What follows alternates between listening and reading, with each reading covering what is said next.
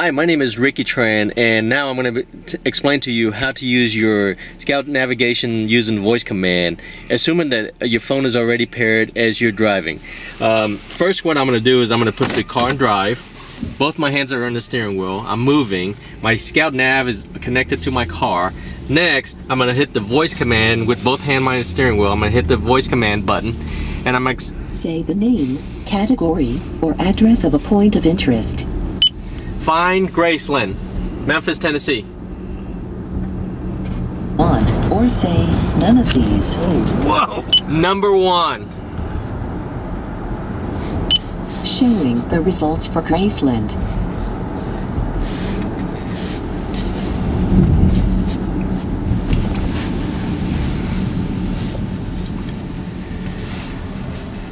Select and select drive.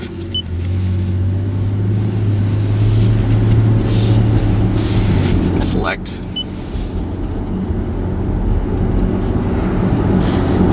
Turn right and then turn right. And then that's how you operate it while using the voice navigation as you're driving.